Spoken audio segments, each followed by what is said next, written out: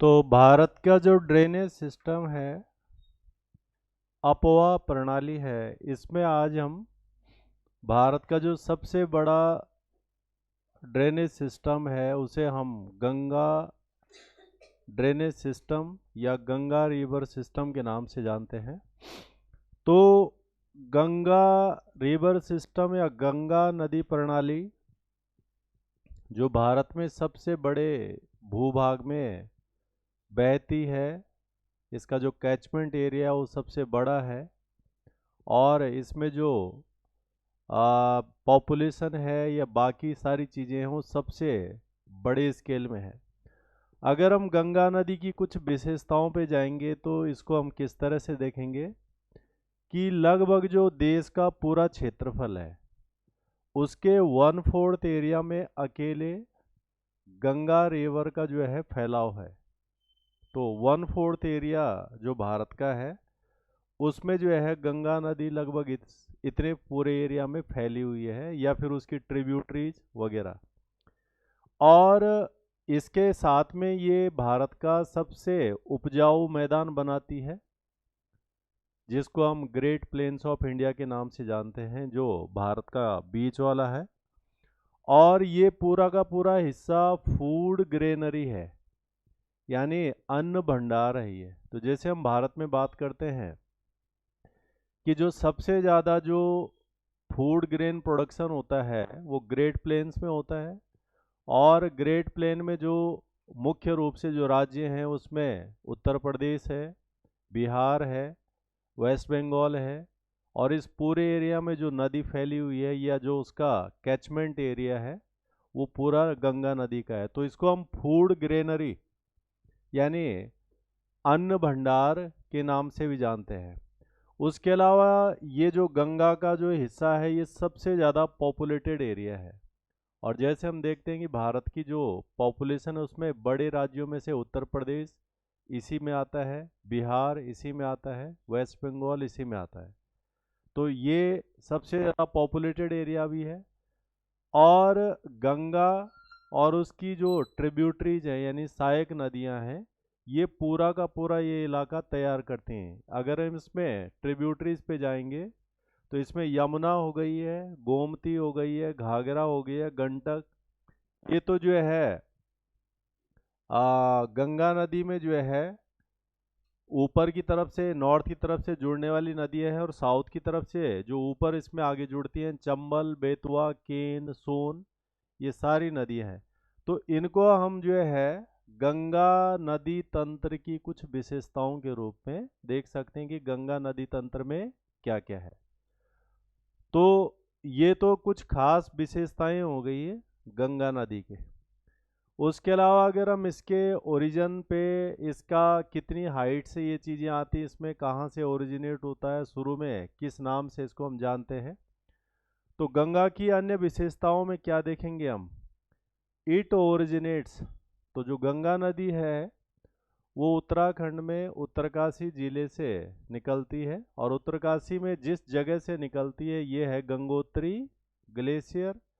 Gangotri glacier में जो है गौमुख जगह है जहाँ से इस धारा की उत्पत्ति होती है, यानी गंगा की। हालांकि तब इसका नाम गंगा नहीं है, इसका नाम है भागीरथी। तो ये जो है अगर हम इसकी हाइट देखेंगे इस गंगोत्री ग्लेशियर की जहाँ से ये नदी निकलती है, तो इट इज़ अराउंड 3900 मीटर, यानी लगभग 4 किलोमीटर ऊंचा बैठता है ये गौमुख वाला हिस्सा। और एग्जैक्टली आएगा उत्तरकाशी डिस्ट्रिक्ट ऑफ उत्तराखंड।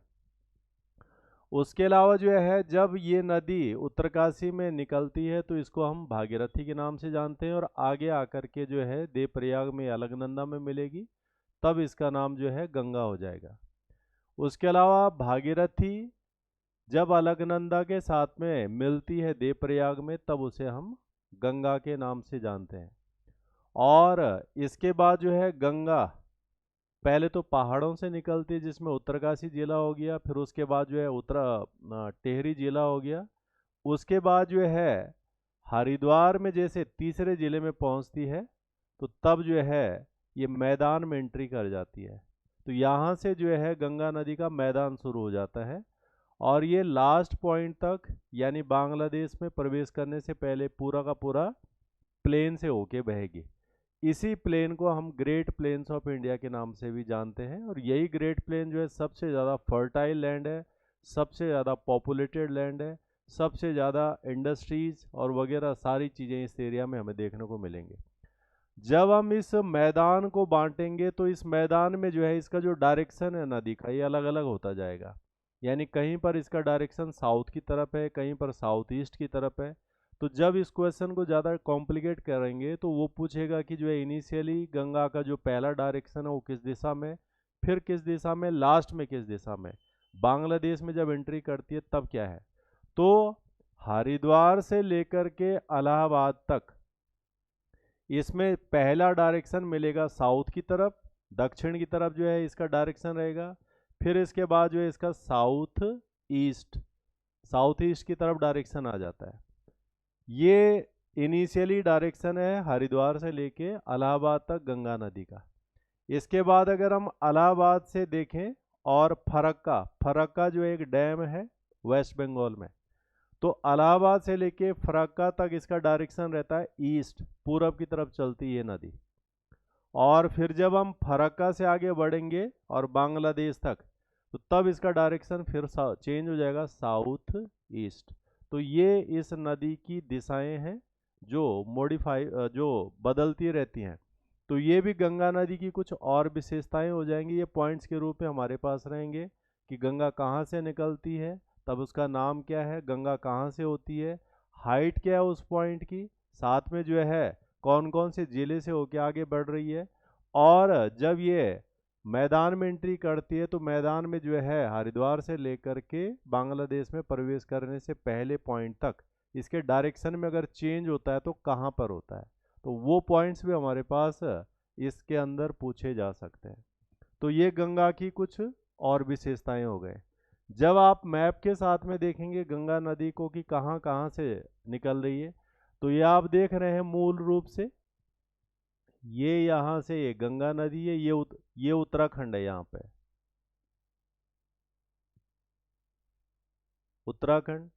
उत्तराखंड में जो है गंगोत्री ग्लेशियर उत्तरकाशी, यानी उत्तरकाशी वो जिला है उत्तराखंड का जिसके ऊपर जो है चाइना है, यानी चाइना बॉर्डर के साथ टच करता है उत्तरकाशी डिस्ट्रिक्ट।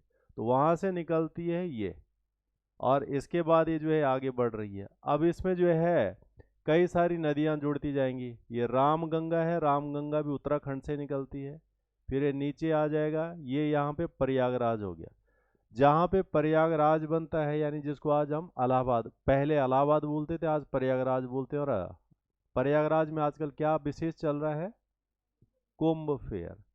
तो यहाँ पर ये प्रयाग जो राज है, यहाँ पे दो नदियों का मूल रूप से संगम है, एक तो गंगा है और दूसरी महत्वपूर्ण नदी भी वही है जो उत्तराखंड से निकलती है, और ये है यमुना। तो इसके बैक साइड से ये जो दूसरी आ रही है ये यमुना है, और ये प्रयागराज में इसके साथ में मिलती है। तो ये यहाँ पर आ गई। इसके बाद इसमें जो है ये गोमती नदी है, ये मिलेगी, घाघरा है, ये मिलेगी, गंडक है, ये मिलेगी, कोसी है, ये मिलेगी। ये सारे इसके ट्रिब्यूटरीज हैं। और ये फिर जो है ये है यहाँ पे फरक्का बैराज। फरक्का बैराज के बाद फिर दो स्ट्रीम में बदल जाती है, दो धाराओं में। एक है ये हुगली, हुगली वही है जिसके पास में जो है कलकत्ता शहर बसा हुआ है, और दूसरा जो है ये आगे निकल जाएगी जिसको क्या कहेंगे, पद्मा। और जैसे बांग्लादेश में एंट्री करती है तब इसे पद्मा के नाम से जानते हैं। पद्मा के साथ में ऊपर से आकर एक और नदी मिलती है, वो है ब्रह्मपुत्र, और तब फिर इसका नाम बदल जाता है जिसके बाद इसे बोलते हैं मेघना। तो आपको जो ध्यान रखना होता है कि गंगा नदी में ऊपर की तरफ से यानी लेफ्ट साइड से कौन सी नदियां जुड़ रही हैं जब हम इस तरह से डायरेक्शन देख रहे हैं इसका, और साउथ की तरफ से कौन सी यानी राइट साइड से कौन सी नदियां जुड़ रही हैं। और ये क्वेश्चन हमारे पास कई बार आ रखा है। उसके अलावा क्रोनोलॉजिकल ऑर्डर भी आ सकता है कि पहले कौन जुड़ती, फिर कौन सी जुड़ती, फिर कौन सी जुड़ती, दोनों तरह के क्वेश्चन। तो ये सारी वो नदियां हैं जो आपको जो है लेफ्ट साइड से जुड़ती हुई दिख रही हैं। और जब हम नीचे की तरफ से देखते हैं तो पहले तो जो है गंगा के पश्चिम में बहने वाली ये है यमुना, ये यमुना है। यहाँ ऊपर इसमें जो है टॉन्स भी मिलती है, ये उत्तराखंड देहरादून से भी होके आती है। और फिर आप देख रहे हैं यमुना में नीचे से कई सारी नदियाँ आती हैं।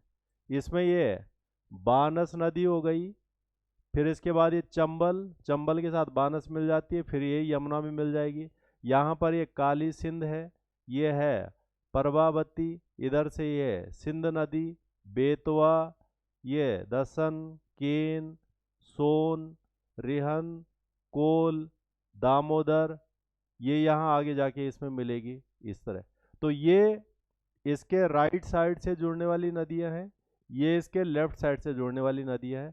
हमें दोनों का आइडिया होना चाहिए, तो यानी मैप के थ्रू भी हमें पता रहना चाहिए कि गंगा में ऊपर की तरफ से कौन सी नदियाँ आकर मिलती हैं, साउथ की तरफ से कौन सी नदियाँ आके मिलती हैं, और कुछ कुछ का आइडिया भी होना चाहिए। अगर आपको स्टेट का मैप भी ध्यान हो तो फिर आपको ये भी पता लग जाएगा कि मध्य प्रदेश के तरफ से कौन कौन सी नदियाँ आती हैं, छत्तीसगढ़ की तरफ से कौन कौन सी आती हैं, और यहाँ पर जो है झारखंड में कौन कौन सी हैं। तो ये छोटा मोटा एक कैलकुलेशन हम यहाँ से मैप के साथ में कर सकते हैं।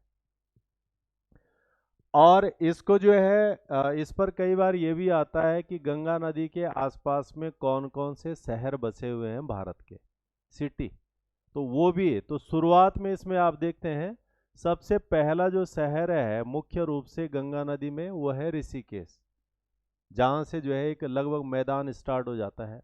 फिर इसके नीचे जो है आ जाएगा देवप्रयाग, ऋषिकेश से ऊपर जो है सॉरी ऋषिकेश से नीचे तो हरिद्वार आ जाएगा, और ऋषिकेश से ऊपर देवप्रयाग। तो देवप्रयाग भी एक छोटा सा जो है शहर हम उसको बोल सकते हैं।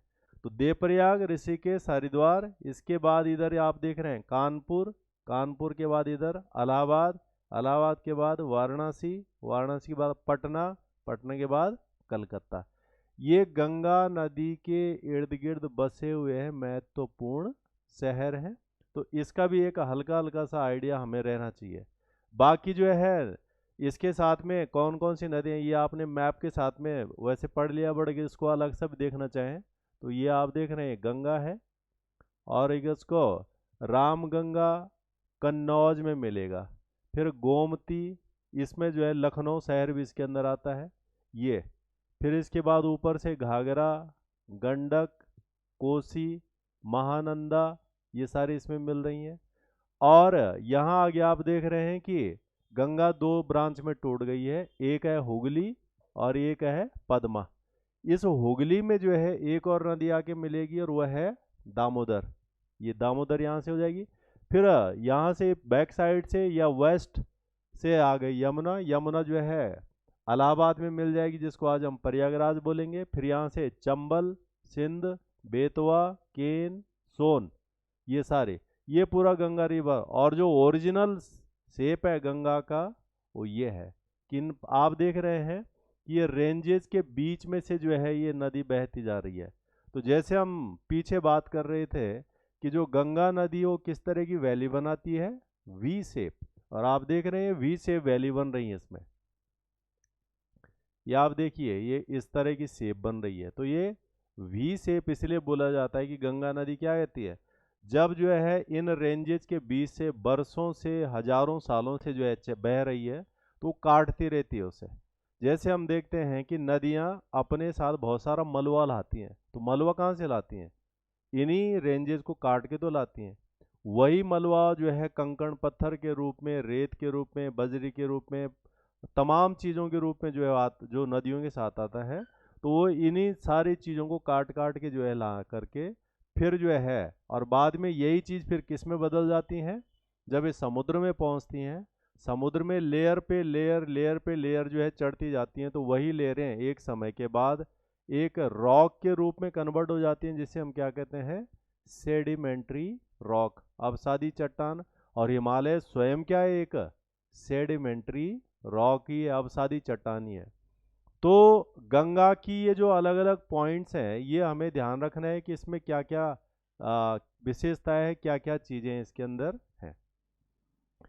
इसके अलावा अगर आप गंगा के फैक्चुअल पॉइंटों पे जाएंगे तो लगभग इसका जो टोटल लेंथ आता है 2525 किलोमीटर के आसपास, तो इसकी लंबाई बैठती है जब आप इसे देवप्रयाग से लेकर के बांग्लादेश में एंट्री करने तक लेंगे। तो इतनी तो इसकी कुल लेंथ बैठती है। और इसका जो ड्रेनेज एरिया है, अपवाह क्षेत्र है कि कितने एरिया के अंदर ये बहती है। तो ये आप देख रहे हैं इसमें 8,61,404 स्क्वायर किलोमीटर का एरिया ये कवर करती है। एक बहुत बड़ा एरिया इसमें ये आ रहा है। उसके अलावा जो है गंगा डेल्टा भी बनाती है। और डेल्टा कहाँ बनता है, किसके बीच में बनता है? तो आप पीछे मैप में देख रहे थे कि ये यहाँ से हुगली हो गई, ये इधर से हमने आपको बताया था कि यहाँ से एक और नदी आएगी, ये क्या है? ब्रह्मपुत्र। और फिर बीच में जो है ये दोनों नदियाँ अपने साथ जितना चीज़ें लाती हैं बहा के, ये सारा यहाँ इकट्ठा कर देती हैं। और इस इकट्ठे हुए भाग को ही क्या कहते हैं हम? डेल्टा, जो दुनिया का सबसे बड़ा डेल्टा है। और इसे कहते हैं हम सुंदरबन। सुंदरबन इसलिए बोलते हैं कि वहाँ पर पेड़ पाया जाता है एक विशेष रूप से, जिसे सुंदरी नाम दिया गया है, उसी के आधार पर उसे सुंदरबन बोला जाता है। तो ये डेल्टा जो बनता है हुगली और मेघना नदी के बीच में बनता है। और मेघना हमने बताया था कि ऊपर से ब्रह्मपुत्र पद्मा के साथ मिलती है, तब उसे हम मेघना के नाम से जानते हैं। उसके बीच में जो टोटल बनता है ये, that is the Sundarban delta. It is the largest delta in world and known as Sundarban delta due to the name of Sundari plant. बाकी आप गंगा की ट्रिब्यूटरीज को हम पीछे भी डिस्कस कर चुके हैं। लेफ्ट साइड से जो है इसमें रामगंगा, गोमती, टोंस, घाघरा, गंडक, भागीरथी, कोसी। और राइट साइड से आप इसमें देख रहे थे जो इसके नीचे की तरफ से आ रहे थे, यमुना, दामोदर, सोन, रू, रूपनारायण, ये छोटी मोटी ट्रिब्यूटरीज बहुत सारी इसके अंदर हैं। तो ये गंगा नदी के लेफ्ट बैंक और राइट बैंक से जुड़ने वाली इसमें महत्वपूर्ण नदियां हो जाएंगी। ये जो है इसका फैक्चुअल डेटा हो जाएगा। क्लियर है यहाँ तक? किसी को इसमें कुछ पूछना है? और बाकी मैप के साथ में एक इस तरह से देख सकते हैं, ये यहाँ पर हो जाएगा गंगोत्री ग्लेशियर, ये आ गई यहाँ से भागीरथी, ये यहाँ से अलकनंदा। अलकनंदा कहाँ से निकल रही है? संतोपंथ ग्लेशियर है और चमोली जिले में। तो यहाँ से अलकनंदा निकल रही है, ये सबसे पहले इसमें जुड़ेगी। इसमें फिर प्रयाग भी बनते हैं, पंच प्रयाग बनते हैं। तो इसके बाद जो है यहाँ ये रामगंगा इसमें आ जाएगी, कन्नौज के आसपास में जोड़ेगा। फिर ये इलाहाबाद आ गया, पीछे से जो है ये यमुनोत्री ग्लेशियर। यमुनोत्री ग्लेशियर में बंदरपुछ जगह है, वहाँ से वो निकलती है। फिर जो है ये यहाँ से नीचे से जो है बानस, काली सिंध, चंबल, ये इसमें आ जाएगी, बेतवा जुड़ जाएगी, केन, और ये इलाहाबाद आ गया। इलाहाबाद से ऊपर जो है गोमती, और ये गोमती के किनारे कौन सा शहर है? लखनऊ। ये फिर जो है ये गाजीपुर में मिलेगी, ये जो गोमती है गाजीपुर में मिलेगी, गंगा में। फिर ये घाघरा है, ये चंपारण जिला है बिहार का, वहाँ पे मिलेगी। फिर जो है यहाँ से सोन है, सोन जो है पटना के आसपास में मिलेगा गंगा में। फिर ऊपर से गंडक है, ये हाजीपुर जगह है बिहार में, वहाँ पे मिलेगी। फिर एक कोसी है, ये जो है भागलपुर बिहार है, वहाँ पे मिलेगी। उसके बाद ये फरक्का बैराज, फरक्का से फिर जो है 2 स्ट्रीम में टूट जाएगा, और जो है एक बन जाएगी हुगली, एक बन जाएगा पद्मा, और इसके बाद जो है ये अलग अलग डायरेक्शन में चली जाएगी। तो ये एक जर्नल जो है ओवरव्यू है गंगा नदी का कि कहाँ पर कौन सी ट्रिब्यूटरीज उस पर आकर मिल रही है और आगे बढ़ रही है, और लगभग कौन से राज्य में ये चीज़ें हो रही हैं। तो ये गंगा का जो है मैपिंग हो गया। ट्रिब्यूटरीज में जो है जो मुख्य ट्रिब्यूटरीज हैं इसकी, यानी सहायक नदियां हैं गंगा की, इसमें जो है अलकनंदा, मंदाकिनी शुरुआत में, स्टार्टिंग में जो इसमें। अगर हम इस अलकनंदा की बात करेंगे तो source of this river is Satopanth glacier. ये भी आपको पता होना चाहिए कि अलकनंदा निकलती कहाँ से है, और बद्रीनाथ जो धाम है उसी के किनारे बसा हुआ है। तो संतोपंथ ग्लेशियर से निकलती है, जबकि जो मंदाकिनी नदी है it originate from the Chorabari glacier. तो चौराबाड़ी ग्लेशियर से निकलती है ये।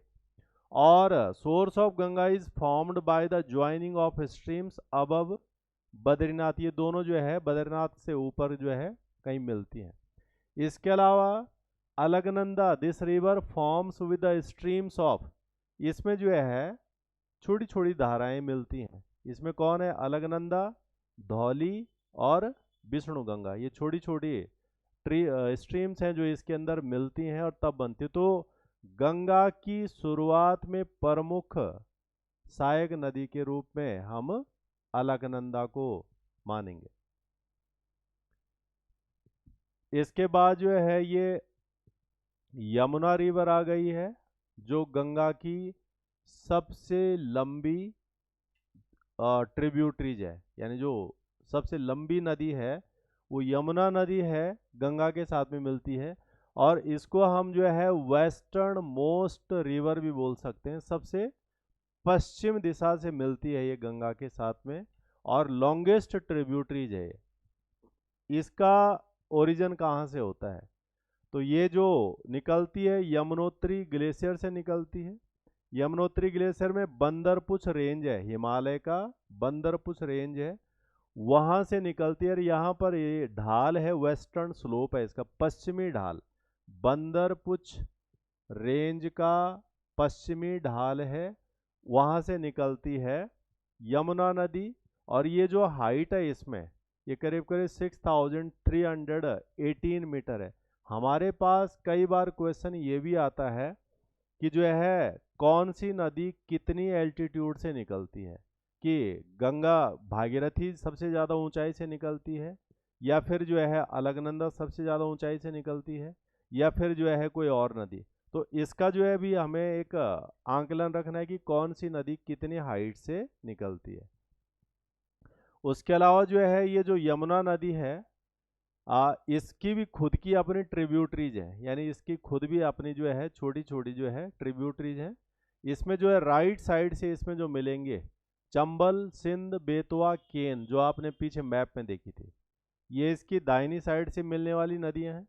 और बाईं साइड से इसमें हिंडन, रिद्र, सेंगर और वरुणा, ये इसमें जो है लेफ्ट साइड से निकलने वाली छोटी छोटी ट्रिब्यूटरीज है। इनिशियली है क्या, ये सारी नदियां जब निकलती हैं तो तब इसका जो पानी है वो एक छोटी सी धारा के रूप में होता है, और फिर बाद में जब इसमें छोटी छोटी और जुड़ती जाती हैं तो तब एक बड़ी नदी का स्वरूप ये ग्रहण करता है। तो ये left side right side bank से कौन कौन सी नदियां आ रही हैं, ये हमें इसमें ध्यान रखना है।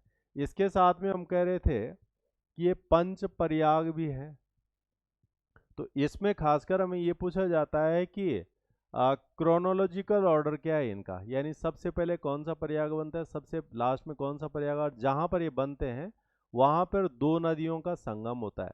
तो जैसे हम पंजाब साइड में जब जाते हैं और वहाँ पर जब दो नदियों का संगम होता है तो क्या नाम देते हैं हम उसे? क्या नाम है? पीछे पढ़ चुके हैं आप, उसे दोआब बोला था हमने। ये दो नदियों का संगम जहाँ पर वहाँ दोआब है, तो हमने वहाँ पे आपको दोआब बताए थे अलग अलग। तो इसी तरह से यहाँ उत्तराखंड में उनको हम प्रयाग बोलते हैं। ये सारे जो है चार धाम से जुड़े हुए हिस्से हैं, और जो चार धाम यात्रा में आते हैं लोग घूमने, वो इन पंच प्रयाग से होकर भी जाते हैं, और कई सारे इन पंच प्रयागों को साथ में जो है वहाँ से जाते हैं। ये भी पवित्र माने जाते हैं, और इनमें कहीं ना कहीं पर कुछ ना कुछ जो है एक तरह से जो है स्पिरिचुअल चीज़ें जुड़ी हुई हैं, आध्यात्मिक चीज़ें, धार्मिक चीज़ें जुड़ी हुई हैं। तो इसमें जो है ये पंच प्रयाग उत्तराखंड में है। सबसे पहला इसके अंदर जो प्रयाग है वो है विष्णु प्रयाग। और यहाँ पर जो दो नदियाँ मिलती हैं उनमें अलकनंदा कॉमन है पांचों में। तो एक तो अलकनंदा है और दूसरी है धौलई गंगा। ये दोनों नदियाँ मिलती हैं यहाँ पर, और ये जो है लगभग जोशीमठ के आसपास में जो है ये कनेक्शन होता है। तो पहला प्रयाग है इसमें विष्णु प्रयाग। फिर इससे नीचे की तरफ आएंगे तो दूसरा जो है पड़ेगा नंद प्रयाग। और नंद प्रयाग में पहली नदी तो अलकनंदा ही रहेगी, दूसरी इसमें नंदाकिनी है। इन दोनों के मिलने से बनता है दूसरा प्रयाग नंद प्रयाग। फिर इससे नीचे आएंगे तो तीसरा आएगा कर्णप्रयाग, और यहाँ पे अलकनंदा, और दूसरी नदी है पिंडर। ये जो कर्णप्रयाग है ये महाभारत के एक पात्र से भी जुड़ा हुआ है, और ये है कर्ण। तो जो कर्ण है उनसे जुड़ा हुआ जगह है ये कर्णप्रयाग। यहाँ पर कर्ण का मंदिर है, और ये शायद भारत में एकमात्र जगह है जहाँ पे कर्ण का मंदिर है। और ये कहते हैं कि यहाँ पर जो है इन्होंने तपस्या की थी, और जो सूर्य ने उन्हें कर्ण कुंडल दिए थे वो सारी जो है ये, तो यहाँ पर इनका एक मंदिर है। तो ये जो है सन गॉड सूर्य देवता की आराधना इन्होंने की थी, तो यहाँ पर इनकी पूजा की जाती है कर्णप्रयाग में। ये भी खास है, विशिष्ट है ये भी। उसके अलावा इससे नीचे पड़ेगा रुद्रप्रयाग, और यहाँ पर ये दोनों नदियाँ अलकनंदा और मंदाकिनी मिलेगी, तो तब बनेगा रुद्रप्रयाग। और सबसे लास्ट में बनेगा नीचे देवप्रयाग, जहाँ पर अलकनंदा तो रहेगी, और टेहरी और उत्तरकाशी से आने वाली नदी यानी भागीरथी यहाँ पे मिलेगी, और तब बनेगी यहाँ पे गंगा। तो ये जो है पंच प्रयाग का डेवलपमेंट है कि कहाँ पर कौन सी नदी आ रही है और कहाँ पर मिल रही है। इसको मैप के थ्रू आप इस तरह से देख लेंगे कि जो है ये 5 प्रयाग हैं। ये जो है ये बद्रीनाथ धाम है यहाँ से, तो ये धौली गंगा, अलकनंदा, ये विष्णु प्रयाग, फिर यहाँ पर जो है अलकनंदा, नंदाकिनी, नंद प्रयाग, फिर जो है अलकनंदा और पिंडर कर्ण प्रयाग, फिर रुद्र प्रयाग, और फिर ये देव प्रयाग। तो ये जो है इसमें अगर वो क्वेश्चन को जो है लेफ्ट साइड के हिसाब से पूछ ले तो तब भी आपको ध्यान में रखना है कि कहाँ से कौन सी नदी आ रही है, यानी कौन सी नदियाँ लेफ्ट साइड की तरफ से आ रही हैं, कौन सी नदियाँ राइट साइड की तरफ से आ रही हैं, और तब ये पंच प्रयाग का निर्माण होता है। तो जैसे क्वेश्चन को कॉम्प्लिकेट बनाना होता है, ज़्यादा जटिल बनाना होता है, तो फिर यही चीज़ें उसके अंदर पूछी जाती हैं। परंतु जटिलता ज़्यादा मुश्किल चीज़ का जवाब तभी दिया जाता है हमसे जब हमने सारी चीज़ का आंकलन कर रखा हो, ऑब्जर्वेशन कर रखा हो, या उसको हमने ठीक से समझने की कोशिश की हो।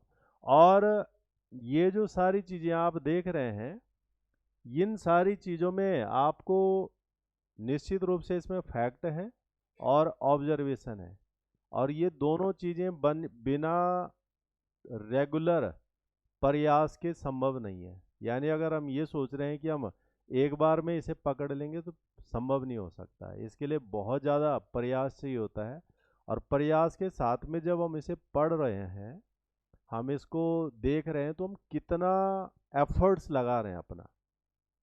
जैसे बहुत बार क्या होता है कि हम कोशिश करते हैं और नहीं आता है हमें समझ में, हम छोड़ देते हैं उसे। और कई बच्चे ऐसा करते हैं कि नहीं आ रहा है समझ में फिर भी और कोशिश करते हैं, तो वो जो एफर्ट्स डालने का जो प्रयास होता है वो लाजवाब होता है। जब तक वो एफर्ट्स हमारी तरफ से नहीं पड़ रहा है तब तक हमें पकड़ में नहीं आएगा, और फिर हम क्या बोलते हैं, हमें तो इस टीचर जो पढ़ा रहे समझा ही नहीं, समझ में नहीं आ रहा है कि। तो वो समझ में आने के लिए आपको अपना एफर्ट्स डालना ही डालना पड़ता है, और वो जो इच्छा शक्ति चाहिए होती कि मैं कैसे इसे पकड़ूं, कैसे मैं इसे समझूं, कैसे मैं इसे अपने जो है कंट्रोल में लाऊं। इस पर बहुत ज़्यादा निर्भर करता है कि हमारा एफर्ट्स क्या है। हम कुछ नहीं कर रहे हैं, हम जो है हाँ ठीक है ठीक है, और फिर बाद में कह रहे हैं मेरे को तो नहीं आ रहा है, तो नहीं आना है ऐसे में। एक बार की सुकरात को जो है, सुकरात पता है कौन थे सुकरात?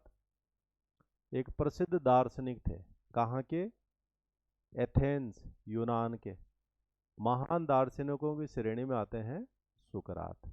और उनके जो विचार थे, उनकी जो सिद्धांत थे वो लाजवाब थे। बहुत सारे लोग उन्होंने प्रभावित किए, और वहाँ की सरकार प्रशासन उनसे इतना ज़्यादा परेशान था कि बाद में उनको जहर देकर मारा भी गया था।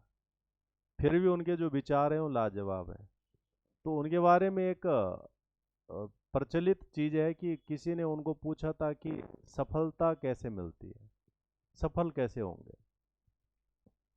तो जिन्होंने उनसे पूछा कि सफलता कैसे मिलेगी, उसको उन्होंने कहा कि आप मेरे को कल मिलना और इस नदी के किनारे मिलना। तो अगले दिन जो है वो आ गए उनसे मिलने। तो उन्होंने कहा कि ऐसा करो, इस नदी की गहराई नापो। तो पानी में उतर गए। जब वो पानी में उतर गए और लगभग उनके नाक तक पानी पहुंच गया, तो पीछे से सुकरात भी उनके पीछे पीछे आ रहे थे। तो सुकरात ने जो है उनका जो है सिर पकड़ा और पानी के अंदर डुबो दिया। और वो छटपटा रहे थे। किसके लिए? बाहर आने के लिए। क्यों बाहर आना चाहते थे? ताकि सांस ले सके। फिर भी उन्होंने काफी देर तक उनको जो है सिर दबा के रखा उनका। उसके बाद जो है उन्होंने जो है उन्हें छोड़ दिया। और फिर पूछा कि जब तुम्हारा सिर पानी के अंदर जो है बिल्कुल डूबा हुआ था, उस समय तुम्हारी सबसे बड़ी इच्छा क्या थी? तो वो व्यक्ति कहता है कि मेरी सबसे बड़ी इच्छा ये थी कि बस मैं मुंह बाहर निकालूं और सांस लूं मैं।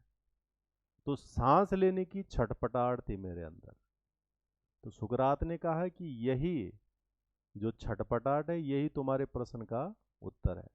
अगर आप सफल होना चाहते हैं, तो सफलता के लिए आपके अंदर ऐसी छटपटाहट होनी चाहिए जैसी छटपटाहट तुम्हारे को सांस लेने के लिए चाहिए होती थी। और वो जो इच्छा शक्ति होती है, ऐसी इच्छा शक्ति अगर आप लोग भी जो अपनी रखें कि हाँ, मुझे परीक्षा पास करनी है, मुझे ये पूरा रिवर सिस्टम को जानना है, मुझे ट्रिब्यूटरीज को याद करना है, मुझे इसके फैक्टों को जो है गेन करना है, तो वो जो छटपटाहट होती है वो अलग ही होती है। उस ढंग से जब हम पढ़ाई करते हैं, तो फिर जो है मजाल है कि जो है चीज़ हमारे हाथ से बाहर निकल जाए। और इसके लिए क्या चाहिए होता है? अभ्यास, यानी कंसिस्टेंट प्रैक्टिस चाहिए होती है। इसके लिए लगातार प्रैक्टिस चाहिए होती है। और प्रैक्टिस के लिए क्या चाहिए होता है? आदत, हैबिट जिसे हम बोलते हैं। और आदत की विशेषता क्या होती है? कि आदत एक ऐसी महान शक्ति है जिससे जो है बड़ी से बड़ी चीजें हासिल की जा सकती हैं। हैबिट, आदत, या आदत को हम इस तरह से बोलते हैं कि रोज की जाने वाली प्रक्रिया। रोज जब हम कुछ करते हैं तो उसे हम आदत बोलते हैं। वरदा राज का आपने नाम सुना होगा।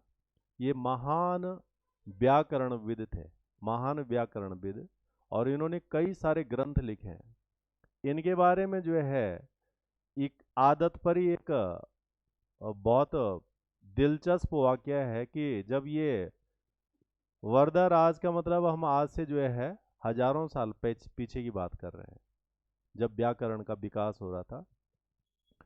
तो इनके बारे में कहा जाता है कि ये जो है गुरुकुल में पढ़ने जाते थे उस दौर में, और बड़े कमजोर थे, या फिर जो है याद नहीं होता था।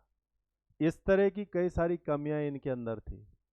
तो ये बाकी बच्चों की तरह पढ़ नहीं पाते थे, याद नहीं कर पाते थे, समझ नहीं पाते थे। तो अंततः परेशान होकर के जो है ये गुरुकुल से वापस आ गए। और इनके जो गुरु रहेंगे उन्होंने कहा कि तुम्हारे बस का नहीं है। तो जब ये वापस आ रहे थे तो कहते हैं कि रास्ते में जो है इन्हें प्यास लगी। और ये पानी के चक्कर में जो है इन्होंने देखा कि कुछ दूरी पर जो है एक कुछ महिलाएं जो है कुएं से पानी निकाल रही हैं। तो ये उधर गए। तो इन्होंने महिलाओं से पूछा कि ये जो पत्थर है कुएं के ऊपर वाले हिस्से में, इसमें ये बड़ी जो है जो दरार सी लग रही है, या बड़ा सा जो है ये गड्ढा सा लग रहा है, इसमें ये कैसे आया है? तो उन्होंने कहा ये रस्सी से आया है। जिस रस्सी से वो क्या खींच रहे हैं? पानी खींच रहे हैं। उन्होंने कहा इतनी ये रस्सी जो है कैसे इस पत्थर पे जो है इतनी बड़ी लकीर बना सकती है? तो फिर महिलाएं उन्हें समझा रही हैं, ये तो रोज जब हम इनको खींचते हैं इस रस्सी से, तो उसके कारण इस कोमल रस्सी से इस कठोर चट्टान पर इतनी बड़ी दरार से आ गई है, एक इतना बड़ा जो है गड्ढा सा बन गया। तो वरदराज को एक चीज समझ में आती है वहां से। वो क्या समझ में आता है?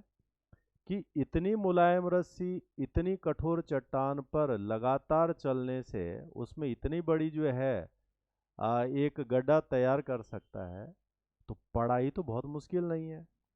अगर मैं लगातार अपना प्रयास करूं, लगातार कोशिश करूं, लगातार जो है परिश्रम करूं, आदत रखूं, तो शायद मैं भी वो चीज़ कर सकता हूं। और उसके बाद वो वापस आए, गुरुकुल गए, प्रयास किया, और बाद में वही वरदराज महान व्याकरणविद बने थे, जिन्होंने कई ग्रंथ लिखे थे। ये चीज़ क्या समझा रहा है हमें? ये चीज़ ये समझा रहा है कि कई बार हमें लगता है कि याद नहीं हो रहा मेरे से, कई बार हमें लगता है कि मैं कमज़ोर हूँ, कई बार लगता है हमें कि मेरे से नहीं हो पाएगा, परंतु इसके बावजूद एक चीज है, वो है नियमित अभ्यास, रोज अभ्यास, रोज प्रयास। और अगर ये चीज नियमित बनी रह जाए तो शायद एक टाइम के बाद हमारी स्थिति ठीक ठाक हो जाती है। और कमजोर वो रहता है जो बच्चा कमजोर तो है, उसके बावजूद उसके अंदर नियमित आदतें नहीं है। वो टाइम से नहीं उठता है, रोज नहीं पढ़ता है, रोज नोट्स नहीं बनाता है, रोज कोशिश नहीं करता है, रोज मेमोराइज नहीं करता है, क्योंकि उसके दिमाग में पहले से लग रहा है कि मेरे से याद नहीं होता है, मेरे से पकड़ा नहीं जाता है, मेरे को समझ में नहीं आता है। तो समझ पकड़ वो बात की बात है। जो उसकी अपने हाथ में जो चीज़ थी वो था अभ्यास, हैबिट, आदत ही नहीं बनाई। यही चीज़ तुम्हारे पास है। तो ये जो तमाम चीज़ें हम पढ़ रहे हैं, हमें अगर ऐसा लगता है कि याद नहीं हो पाएगा, बहुत फैक्ट हैं इसके अंदर, तो ये गलत फहमी है। आप रोज अभ्यास कीजिए, रोज प्रैक्टिस कीजिए, एक टाइम के बाद आपको ये बहुत कुछ याद होना शुरू हो जाएगा। और परीक्षा में 100% नहीं चाहिए होता है, परीक्षा में सिर्फ 50-60-70% ही चाहिए होता है, जिससे सिलेक्शन हो जाता है। तो आप लोग पढ़ाई को इस मन से, इस आदत से कीजिए, तो चीज़ें बहुत सरल हो जाएंगी। और ये एक दिन का काम तो बिल्कुल नहीं है। अगर एक दिन हम सोच रहे हैं, जैसे आप में से मैं देख रहा हूँ कई सारे बच्चे कई महीनों से आ रहे हैं, परंतु उनकी ग्रोथ ही नहीं आ रही है। और ये गलतफहमी मत रखने का जो है, तुम यहाँ आते रहोगे तुम्हारी ग्रोथ हो जाएगी। जब तक और जिस दिन तक आपने खुद परिश्रम करना शुरू नहीं किया, ये ग्रोथ नहीं आनी है। और जिस दिन आप शुरू कर देंगे, ग्रोथ बढ़नी शुरू हो जाएगी, 100% बढ़ेगी। और कुछ समय बाद तुम्हें खुद इतना कॉन्फिडेंस आ जाता है कि मेरे को तो ठीक ठाक हो गया। तो आप उसके बाद और ज़्यादा प्रेरित होते हैं, और ज़्यादा मोटिवेट होते हैं, और आप अपना और अच्छा करना शुरू कर देते हैं। तो इनको इस लगन से, इस मन से पढ़िए। यहाँ तक क्लियर है? कोई क्वेश्चन डाउट यहाँ तक? तो ये हो गया पंचपर्याग का पाठ। इसके अलावा फिर इसमें जो है, जो इसकी अन्य नदियों में है चंबल। ये जो चंबल है, पीछे मैंने आपको चंबल के बारे में कई सारी चीज़ें बताई थी। ये जो है मध्य प्रदेश में मालवा का पठार है। मालवा के पठार में माहू जगह है, वहाँ से निकलती है चंबल नदी। और ये जो नदी है, ये जो है कई तरह के बीहड़ जैसे, मतलब अप्स डाउन्स बनते हैं, मैंने पीछे आपको दिखाया भी था। तो यहाँ पर जो है गहरे महाखड्ड बनते हैं। और उसके अलावा जो है, उसके बाद जो है राजस्थान के कोटा में पहुँचती है। यहाँ पर इसमें एक गांधी सागर डैम भी बन रखा है। और चंबल नदी जो बहुत फेमस है, वह है रेवाइन ऑफ चंबल से, यानी चंबल के खड्ड, अप्स डाउन है। तो पता नहीं लगता है कि यहाँ पर कौन है, आगे कौन है, पीछे कौन है, बहुत जो है इसमें इस तरह के। और चंबल जो है पीछे नक्सलवाद और इस तरह की समस्याओं के लिए प्रसिद्ध है। पहले यहाँ पर चंबल के डाकुओं का नाम भी हमने सुना है कि चंबल में डाकू रहते थे बहुत ज़्यादा। तो इसकी जो बनावट है, उस बनावट का ही जो है फायदा यहाँ पर था। और चूंकि यहाँ पे नॉर्मल लाइफ पॉसिबल नहीं है, नॉर्मल, इसलिए बहुत बड़ा एरिया इसी तरह का जो है जाना जाता है। और चंबल नदी को हम एग्जैक्ट रूप में इस तरह से देखते हैं। ये आप देख रहे हैं, इसमें एक कोटा, और फिर ये जो है ऊपर आकर के जो है फाइनली यमुना में मिलेगी, और यमुना इसके बाद जो है गंगा में मिल जाएगी। तो ये है चंबल नदी का। इसमें फिर अभी कई सारी और नदियां हैं जो गंगा के साथ में जुड़नी है। और फिर उसके साथ में जो डैम बने हुए हैं, पावर प्रोजेक्ट्स बने हुए हैं, इरिगेशन प्रोजेक्ट्स बने हुए हैं, और साथ में जो गंगा नदी के ऊपर कई तरह के जो है प्लान है, एक्शन प्लान है, जिसमें जो है नमामि गंगे प्रोजेक्ट है, गंगा एक्शन प्लान है। ऐसे तमाम चीज़ें हम उसके साथ में जोड़ के डिस्कस कर लेंगे। ठीक है यहाँ तक? तो इसको आज इतने रखेंगे।